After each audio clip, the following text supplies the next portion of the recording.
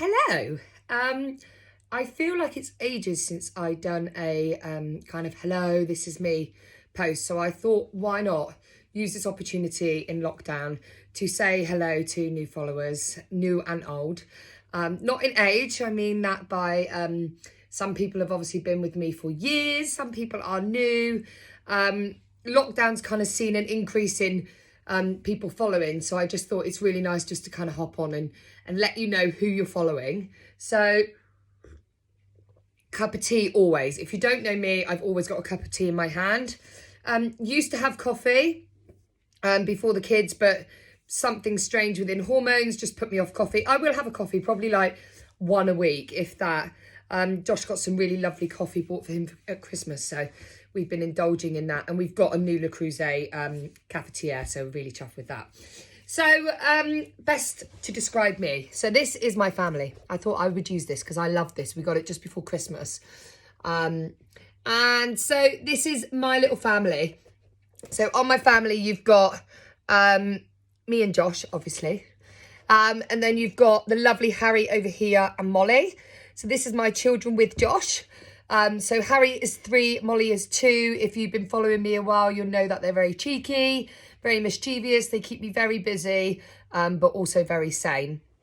Love them to death. Just so much fun. If you watch my videos and my stories and look at my pictures, then no doubt at some point they will have made you laugh. Favourite words at the moment for the children are poo.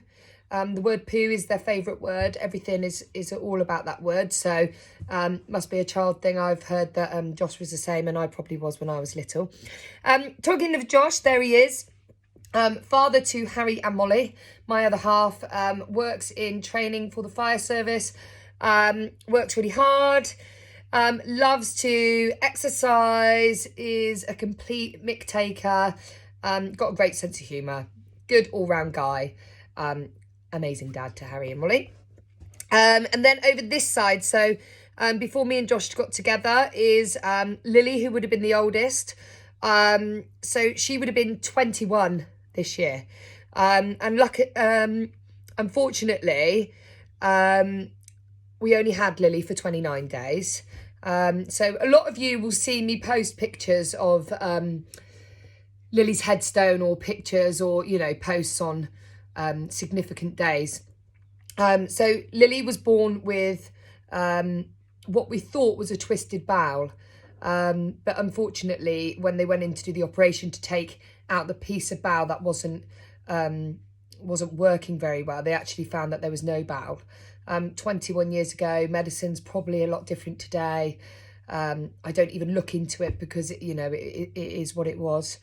So unfortunately, there was nothing we could do. So we stayed with her at Southampton Hospital for 29 days. We actually thought that we'd only have a week. So we had 29 magical days. We had her christened, took her for walks, the most amazing opportunity to spend with her. And she will always be the love of my life.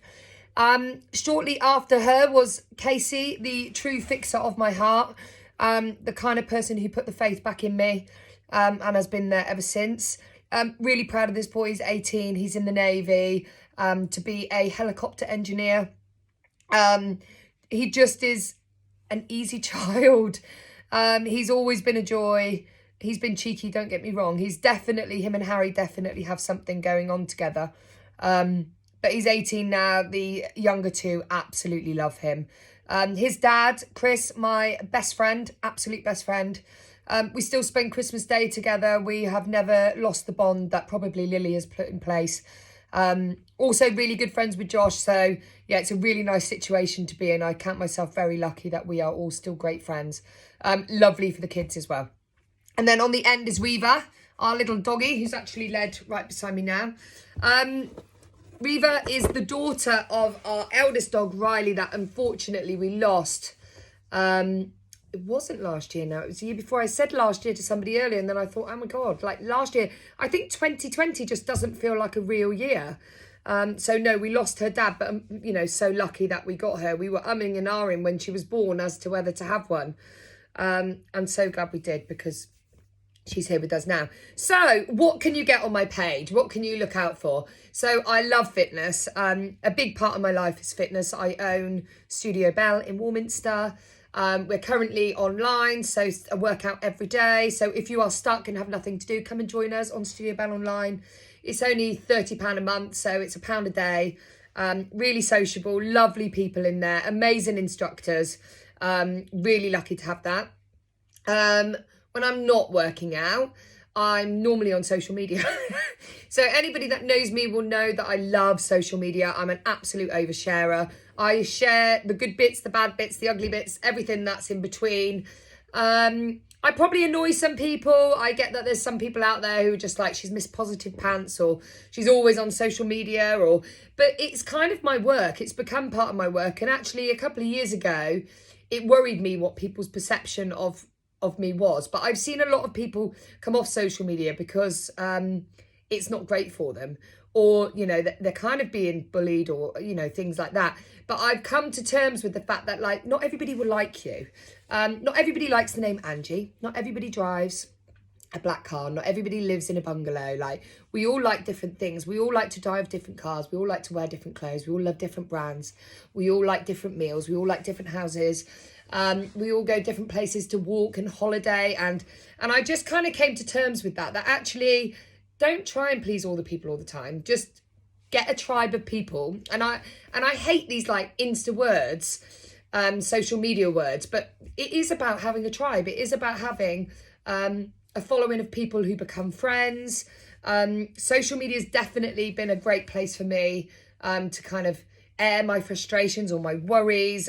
Last year I had a lump that was tested twice, and this was the place that I kind of came just to kind of get a bit of support. And, you know, we know what guys are like. Guys don't want to talk because they don't want to worry you. So I kind of just came on here and did that here. So yeah, you can kind of definitely expect to see the inside of my life. I've just noticed there's a pair of my pants down there. Sorry. That's definitely sharing. I'm not going to show you them. The dog has obviously brought them up, I think. They definitely haven't been dropped there. So yeah, I also run the Studio Bell fitness page. So obviously with my studio, that is amazing. It's been going since 2014. It is a lovely place. I used to run it with two friends. I'm now doing it on my own. So a big responsibility this year, but we've kind of put good foundations in place to allow the place to run smoothly now. So yeah, there's a lot of hard work gone in over the years previous. I then run a Warminster social page just because I don't have enough to do. But I love the social element, and people often say to me, like, what's the point in it? But I kind of feel like, you know, the studio's set up. It's an established business. It does really well. We have, you know, over 2,000 followers on there, and, you know, majority of them are local. So what can we do? And we can help other businesses locally. So that's kind of what I've done with the Warminster Social. Is it's kind of a page for followers. Like 95% of people who follow the page are local. So when you do features, you are getting local people who might want to buy from you. So I love that page. And hopefully when we're back up and running, we can get the events back in place. What else do I do? So I'm a PT. Biggest part of, you know, my day is PT clients. I've always done PT. PT's always been, since I passed, my love. I've just got off the phone to a Zoom PT client today.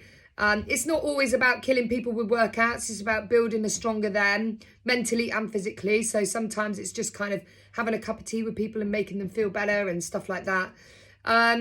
But social media is definitely like a big part of my day. I love sharing stuff about the children. I love sharing stuff about, you know, if anybody follows me, I love to share a quote. I just feel like quotes are, they're just something that can make you feel better so quickly, and just make you feel like it is okay.